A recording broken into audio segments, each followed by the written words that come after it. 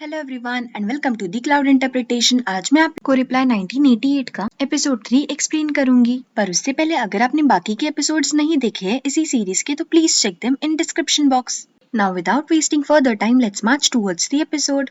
Episode की start में द्यूक्सन और उसके फ्रेंड्स एक रामेन शॉप में होते हैं। उन तीनों की बातचीत से हमें पता चलता है कि वो लोग जल्द ही किसी डांस कॉम्पिटिशन में पार्टिसिपेट करने वाले थे और द्यूक्सन की फीमेल बेस्ट फ्रेंड्स उसे गाइड कर रही थी कि वो अच्छे से डांस करे। तभी उसी रामेन शॉप में सुनवू, जोंगरयोंग और जुंगहुआन आ जाते हैं और उसी रेस्टोरेंट में अपना लंच करते हैं। लंच के दौरान सुनवू द्यूक्सुन से बहुत ही ज्यादा पोलाइटली बात करता है और उसकी तरफ अटेंशन भी देता है। सुनवू और उसके बाकी दोस्तों के वहाँ से जाने के बाद में द्यूक्सुन की फ्रेंड्स उसे बताती है कि शायद सुनवू को उस पर क्रश है, क्योंकि वो उसके ऊपर बहुत ज्यादा ही ध्यान दे रहा था। वो दोनों से कॉन्ग्रेचुलेट भी करती है कि उसे अपना पहला बॉयफ्रेंड मिल गया, पर द्यूक्सुन को उनकी बातें थोड़ी थोड़ी ही समझ आ रही थी। शाम में जब सुनवू द्यूक्सुन के घर आता है कुछ मांगने के लिए, तो वो उसके सामने शर्माने लगती है और एकदम गर्ली टाइप बिहेव करती है। डिनर टेबल पर द्यूक्सुन के मॉम एंड डैड इस बात पर झगड़ रहे थे कि द्यूक्सुन के डैड हमेशा गरीब लोगों की मदद करने के लिए उनसे हमेशा सारा सामान खरीद लेते थे और द्यूक्सुन की मॉम को इसी बात से परेशानी थी, क्योंकि उन लोगों के पास पहले ही पैसा बहुत कम था और द्यूक्सुन के डैड अपना सारा पैसा इन्हीं कामों में खर्च कर देते थे। उन दोनों के झगड़े के बाद सुनवू फिर से घर पर आता है और सुनवू की आवाज सुनते से ही द्यूक्सुन पल भर में ही गायब हो जाती है। द्यूक्सुन अंदर जाकर अपने कपड़े बदल लेती है और मेकअप भी कर लेती है। जब वो अपने कमरे से बाहर आती है तैयार होकर, तो सब लोग उसे देखकर डर जाते हैं, क्योंकि वो बिल्कुल भूत की तरह लग रही थी। उसके डैड उससे पूछते भी है कि वो ऐसे होलिये में कहाँ जा रही है, तो वो प्यार से उन्हें बोलती है कि रामेन खाने। उधर जुंगवन के पेरेंट्स भी पैसे को लेकर ही लड़ रहे थे। जुंगवन की मॉम को ये प्रॉब्लम थी कि उनके हस्बैंड को अब तक के पैसा खर्चा करना नहीं आया है और वो अभी भी गरीबों जैसे ही जी रहे हैं। जंगवन की मॉम को इस बात का भी डर था कि कहीं उनके बच्चे भी उनके पापा जैसे ना बन जाए। अगली सुबह द्यूक्सुन अपने डैड से वॉकमैन मांगती है, पर उसके डैड उससे कहते हैं कि उसकी उन्नी के पास में ऑलरेडी एक वॉकमैन है और वो दोनों ही एक ही वॉकमैन शेयर कर सकते हैं। पर तभी बोरा उनसे कहते हैं कि उसका वॉकमैन भी टूट चुका है, तो डैड बोरा से कहते हैं कि वो जल्द एक वॉकमैन लेकर आएंगे। उनके ये कहने पर द्यूक्सुन उन्हें घूर कर देखती है और उनसे कहती है कि उसे पहले से ही पता था कि उसे वॉकमैन नहीं मिलने वाला है। स्कूल में द्यूक्सुन के फ्रेंड्स उसे डांट रहे थे क्योंकि उसे अच्छे से डांस करना नहीं आ रहा था और कंपटीशन में अभी कुछ ही दिन बचे थे। पर द्यूक्सुन उन्हें अश्योर करती है कि उसे किसी भी हालत में ये कंपटीशन जीतना ही है, क्योंकि इस कंपटीशन का फर्स्ट प्राइज एक वॉकमैन है। उसी रात द्यूक्सुन डोंगरयोंग की मदद लेती क्योंकि उसे डांस करना बहुत ही अच्छे से आता था। पर डोंगरयोंग का डांस देखने के बाद भी द्यूक्सुन बहुत ही ज्यादा कंफ्यूज थी और वो सुनवू और जुंगहवान को भी डांस करने बोलती है। उन तीनों के ही डांस करने के बाद में द्यूक्सुन के एक्सप्रेशन से हमें पता चल रहा था कि वो लोग कितना अच्छा डांस करते हैं। सुनवू द्यूक्सुन को बताता भी है कि लास्ट ईयर उन तीनों ने डांस कंपटीशन में प्राइज भी जीता था। द्यूक्सुन ये सुनकर शॉक हो जाती है और उन दोनों के सामने ही डांस प्रैक्टिस करने लगती है, फॉलोड बाय डोंगरयोंग। पर उसकी डांस मूव्स देखकर सुनवू और जुंगहुन अपनी हंसी कंट्रोल ही नहीं कर पाते। द्यूक्सुन जब डांस कर रही थी तब कमरे में त्याग भी आने ही वाला होता है, पर वो द्यूक्सुन का डांस देखकर दरवाजे पर ही रुक जाता है और सोचता है कि उसके कमरे में क्या चल रहा है।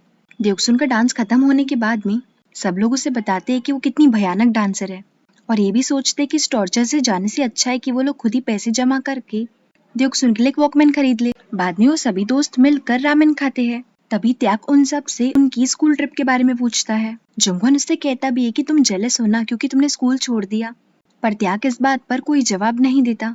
उधर द्यूक्सुन के घर पर उसके मॉम एंड डैड में फिर से झगड़ा हो रहा था, क्योंकि उसके डैड फिर से कोई ऐसी चीज ले आए थे जिनकी उन्हें बिल्कुल भी जरूरत नहीं है।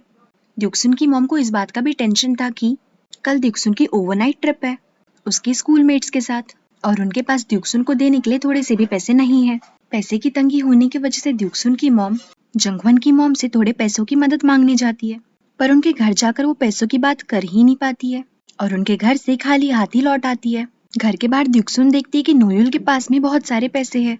वो उससे पूछती भी है कि उसके पास में इतने सारे पैसे कहाँ से आए, तो नोयुल उससे कहता है कि ये स्कूल कलेक्शन मनी है। द्यूक्सुन उसकी बातों पर ज्यादा ध्यान नहीं देती क्योंकि वो अपनी ट्रिप के बारे में बहुत ही ज्यादा खुश थी। देर रात द्यूक्सुन की घर पर जंगवन की मॉम आती है और उसकी मॉम को कॉर्न देती है। जंगवन की मॉम के वहां से जाने के बाद में द्यूक्सुन की मॉम को उस बास्केट में एक एनवलप मिलता है जिसमें पैसे होते हैं और एक नोट भी जिसमें लिखा होता है कि ये पैसे द्यूक्सुन की ट्रिप के लिए है। वो लेटर देखकर द्यूक्सुन की मॉम की आंखों में तो पानी ही आ जाता है। अगली सुबह जब द्यूक्सुन अपनी ट्रिप पर जा रही तब उसके पेरेंट्स उससे प्रॉमिस ली थी कि वो उनकी फैमिली का कीमती कैमरा नहीं खोएंगी और द्यूक्सुन भी उन्हें इंश्योर करती है कि वो कैमरे का खास ख्याल रखेंगी। उधर सारे बॉयज भी ट्रिप के लिए पैक कर रहे थे। जुंगवन ने ट्रिप के लिए विस्की की बोतल भी रख ली थी। पर जब वो सब लोग मिलकर ट्रिप डेस्टिनेशन पर पहुंचते तो द्यूक्सुन को याद आता है कि उसने अपना कैमरा ट्रेन में ही छोड़ दिया। जैसे ही द्यूक्सुन को ये बात समझ आती है, उसके पैरों के तले जमीन ही खिसक जाती है और वो रोने लगती है। उसे चुप कराने के लिए उसकी टीचर उसकी मॉम को कॉल करती है और फोन पर मॉम उससे कहती है कि उसे कैमरे के बारे में नहीं सोचना चाहिए और अपनी ट्रिप एंजॉय करनी चाहिए।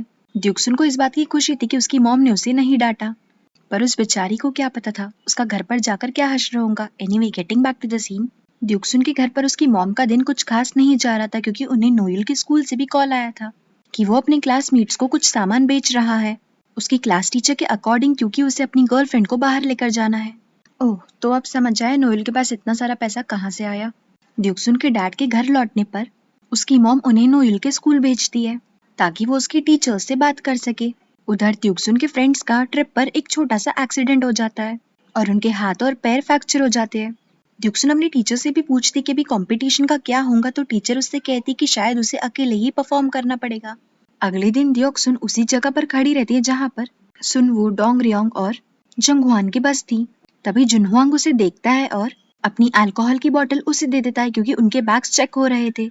यही नहीं, वो द्योक्सुन को धमकी भी देता है कि अगर उससे बोतल गुम हो गई तो वो उसे जिंदा नहीं छोड़ेगा। थोड़ी देर बाद द्योक्सुन को डोंगरियोंग मिलता है और वो उसे कन्विंस कर लेती है डांस कंपटीशन में पार्टिसिपेट करने के लिए। डोंगरियोंग पहले तो बहुत ही ज्यादा नखरे दिखाता है पर बाद में मान जाता है। पर डोंगरियोंग के आगे एक और चैलेंज था कि वो सुनवू और जंगहुआन को कंपटीशन के लिए कैसे कन्विंस करे। तभी द्योक्सुन उसे कहती है कि उसे चिंता करने की कोई जरूरत नहीं है क्योंकि सुनवू अपने आप ही आ जाएगा। जंगहुआन की एक स्पेशल चीज उसके पास में रखी हुई है और उस स्पेशल चीज को लेने के लिए जंगहुआन को तो आना ही पड़ेगा ना। रात में कंपटीशन के समय परफॉर्मेंस का समय हो गया था पर द्योक्सुन के फ्रेंड्स अब तक नहीं आए थे। पर द्योक्सुन को अपनी फ्रेंडशिप पर पूरा यकीन था। थोड़ी ही देर बाद हम देखते हैं कि सुनवू और जंगहुआन को ना चाहते हुए भी डांस परफॉर्मेंस के लिए आना पड़ता है। जंगहुआन ने तो कई बार भागने की कोशिश भी करी पर डोंगरियोंग ने उसे पकड़ लिया था और वो उसे वहाँ से जाने ही नहीं दे रहा था। डांस परफॉर्मेंस के समय वो तीनों ही बहुत अच्छे से डांस करते हैं और उन्हें वहाँ मौजूद सारी लड़कियों से तारीफें भी मिलती है। यही नहीं, उन तीनों के डांस की वजह से द्योक्सुन को फर्स्ट प्राइज भी मिलता है। सुनवू उससे पूछता है कि क्या अब वो खुश है, तो द्योक्सुन उसे हाँ बोलती है पर उसे पता है कि उसकी उन्नी इसे छीन लेंगी। पर द्योक्सुन उन तीनों को प्रॉमिस करती है कि वो उनके डांस वाली बात किसी को भी नहीं बताएंगी। थोड़ी देर बाद जंगहुआन द्योक्सुन से अपनी बोतल मांगता है पर उसके पास में वो बोतल नहीं थी क्योंकि वो उस बोतल को पहले ही खो चुकी थी जब वो डोंगरियोंग से बात कर रही थी। ये सुनकर जंगहुआन को बहुत गुस्सा आता है पर वो द्योक्सुन से कुछ कह नहीं पाता है क्योंकि पीछे से उसके टीचर आ रहे थे। अपने टीचर को देखते से वो द्योक्सुन को लेकर भागने लगता है और उसके टीचर उन दोनों का पीछा करते हैं। मौका देखते ही जंगहुआन और द्योक्सुन एक छोटी सी गली में छुप जाते हैं पर उस गली में भी वो दोनों ही एक दूसरे से झगड़ा करना नहीं छोड़ते और थककर द्योक्सुन अपना हेड जंगहुआन की चेस्ट पर रखती है। इस मोमेंट से जंगहुआन को बहुत ही ज्यादा ऑकवर्ड फील हो रहा था, maybe because he was trying to hide something which recently popped up. I hope you are getting my point and if you are not then let it be. जंगहुआन के expression से ऐसा लग रहा था कि वो द्योक्सुन की तरफ अट्रैक्ट हो रहा है। द्योक्सुन को भी जंगहुआन के एक्सप्रेशन देखकर लग रहा था कि कुछ तो गड़बड़ है, पर शायद उसे ज्यादा कुछ समझ नहीं आ रहा था। वहाँ से वापस अपने रेस्टरूम में जाने के बाद जंगहुआन को रात भर नींद ही नहीं आती है। अगले दिन द्योक्सुन जब अपनी ट्रिप से वापस आती है तो उसकी मॉम उसे मारने ही वाली होती है कि वो जंगहुआन के पीछे छुप जाती है और उसे अपनी शील्ड की तरह यूज करती है और इसी चक्कर में द्योक्सुन की मॉम से जंगहुआन को थोड़ी मार पड़ जाती है और द्योक्सुन की मॉम को उससे माफी मांगनी पड़ती है। घर पर जब द्योक्सुन की मॉम वापस आती है तो उनके हस्बैंड कहते हैं कि वो नया कैमरा ला लेंगे, पर मॉम को उनकी बातों पर रत्ती भर भी विश्वास नहीं था। फ्लैशबैक में 3 साल पहले हम देखते हैं कि जंगहुआन की फैमिली भी पहले बहुत गरीब हुआ करती थी, पर एक दिन अचानक से उनकी लॉटरी लगी और वो लोग करोड़पति बन गए और इसी सीन के साथ एपिसोड खत्म होता है। Thank you so much everyone for watching this video till the end. I hope आपको वीडियो पसंद आई हो। जाने से पहले वीडियो को लाइक और चैनल को सब्सक्राइब करना मत भूलना। मिलते हैं नेक्स्ट एपिसोड में। Till then please take care of yourself. See या।